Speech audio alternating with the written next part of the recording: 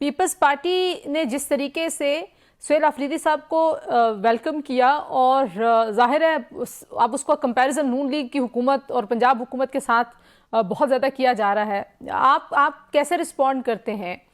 What are your thoughts اس طرح کے استقبال پہ اور اس طرح کے رویے پہ؟ میں سمجھتا ہوں کہ پیپلز پارٹی کی قیادت نے آج سے سیاسی پختگی کا مظاہرہ کیا اور اس رویے کے اوپر وہ داد کے مستحق ہیں. اور جو گلو بٹ لیگ ہے اس کو شرم آنی چاہیے جس طرح سے انہوں نے کل تحریک توسیع پاکستان کے دوستوں کے ساتھ کیا، ان کی گاڑیاں تباہ کی. وہ تو کہہ رہے ہیں جھوٹ بول رہے ہیں، ہیں. کوئی ثبوت ہی نہیں ہے، کوئی ویڈیو ہی نہیں ہے. ابھی عقیل ملک صاحب میرے ساتھ تھے آپ کے جوائن کرنے سے پہلے، وہ کہہ رہے تھے ان کے پاس کیا ثبوت ہے، کوئی ویڈیو کچھ چیز. اچھا مجھے یہ بتائیں کہ اس بات پہ کوئی یقین کرے گا؟ عقیل ملک خود نہیں کرتا تو کوئی اور کام کرے گا؟ یہ ایسے دیکھیں نا، یہ باتیں چور اور چتر نہیں چلتی ہیں نا، لوگ پسند نہیں کرتے.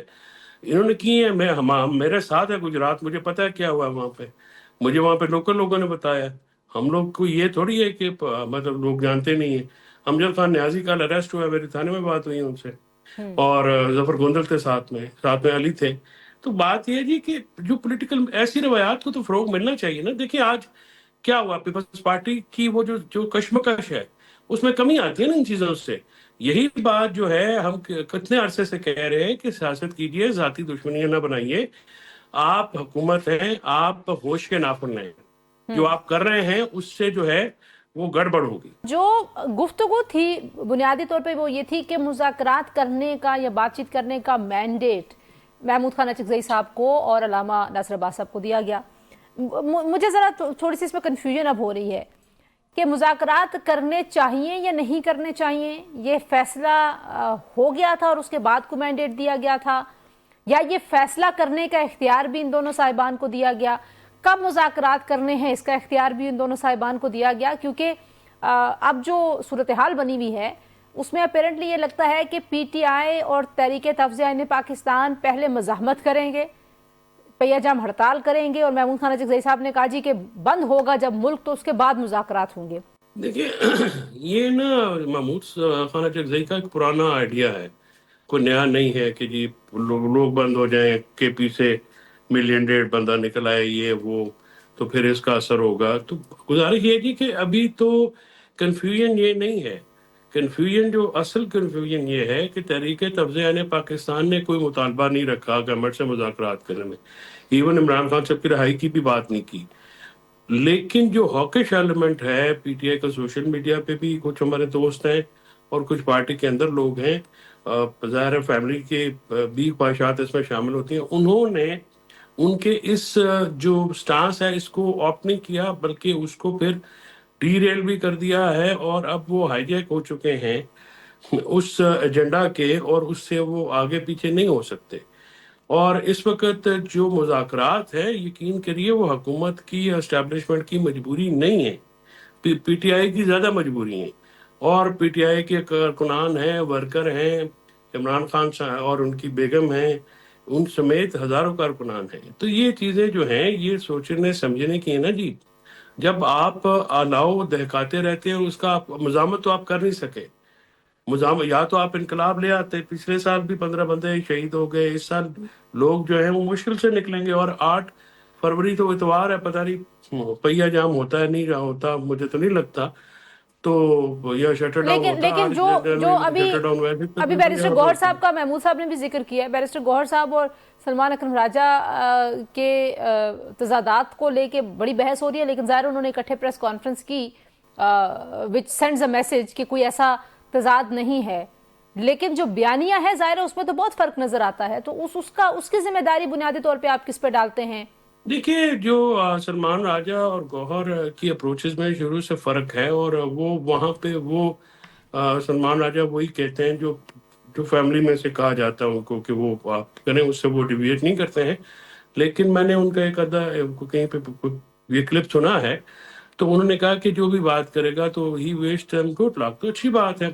عمران خان صاحب کی رہائی جو ہے نا جی اس وقت دیکھیں آپ نے کرنی ہے سیاست حقائق کے اوپر، اور حقائق اس وقت یہ ہے کہ کشیدگی اڈیالہ اور اسٹیبلشمنٹ میں بہت زیادہ ہے، اور حکومت جو ہے سیاسی حکومت چاہتے ہوئے بھی اس میں کچھ نہیں کر سکے گی. اسی لیے جو این ڈی سی کا یہ تجویز ہے کہ کوٹ لکھپت سے آپ گفتگو کا آغاز کریں، وہ اس لیے بہتر محسوس ہوتی ہے سیاسی طور پہ کہ وہاں پہ ٹمپریچر جو ہے نا وہ اتنے ہائی نہیں ہے، اور 2 دفعہ انہوں نے خود بھی گفتگو کرنے کی جو ہے بات کی ہے۔ ظاہر ہے اپیرنٹلی یہی لگتا تھا کہ اسٹیبلشمنٹ کی سخت پالیسی کی وجہ سے ہی نون لیگ یا حکومتوں کا جو رویہ ہے پی ٹی آئی کے ساتھ وہ اتنا سخت ہے، لیکن اگر ایسا کیس ہوتا تو پھر تو پیپلز پارٹی بھی ظاہر ہے اتنی رواداری اور اتنے کھلے دل کا مظاہرہ نہ کرتی سہیل آفریدی کے حوالے سے۔ تو ڈو یو تھنک کہ یہ نون لیگ جو ہے وہ اس کی اپنی ایک الگ پالیسی ہے towards P T I which is more rigid, more aggressive, زیادہ جارحانہ پالیسی لی ہوئی ہے انہوں نے؟ دیکھیے وہ اس کے دو سیاسی وجوہات ہیں۔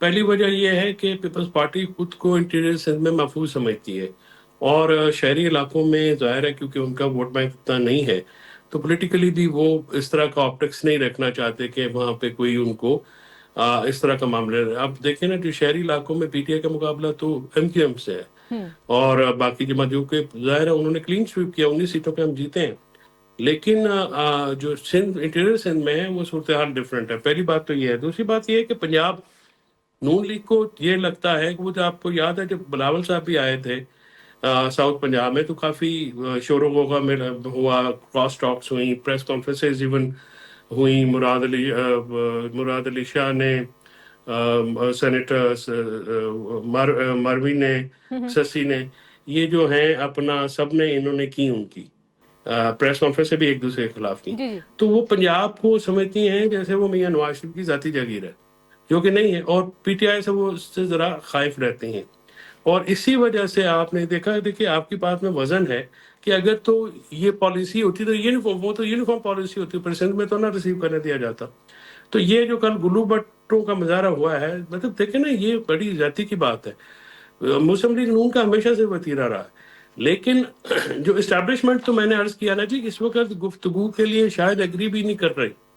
یہ تو محمود مولوی صاحب اور ان کے جو دوست ہیں عمران اسماعیل صاحب، فواد صاحب اور سمیت دیگر، ان کی کوشش ہے کہ ٹمپریچر نیچے آ جائے۔ پی ٹی آئی کو یہ سمجھ میں نہیں آتی۔ ایک تو دیکھیں لیکن جی سر جب 2.5 سال ہو تک گئے پی ہیں، ٹی آئی 3 ان سال کی ہو کسی گئے۔ بات کو سنے گی نہیں، اس کے لیے کوئی گنجائش، جی میں کوئی عرض کروں، پازیٹیو نوڈنگ جی میں نہیں عرض کرے کروں، گی تو کیسے ٹیمپریچر کم ہوگا؟ کیونکہ آپ کو کوئی میں عرض گارنٹی ادھر کروں سے بھی چاہیے نا، پی ٹی آئی سے بھی۔ دیکھیے نہیں، آپ بہت آگے چلے گئے ہیں۔ ابھی تو گارنٹیز کا یا ٹاکس کی بات ابھی ٹائم نہیں آیا، ابھی تو بیٹھے تو صحیح نا۔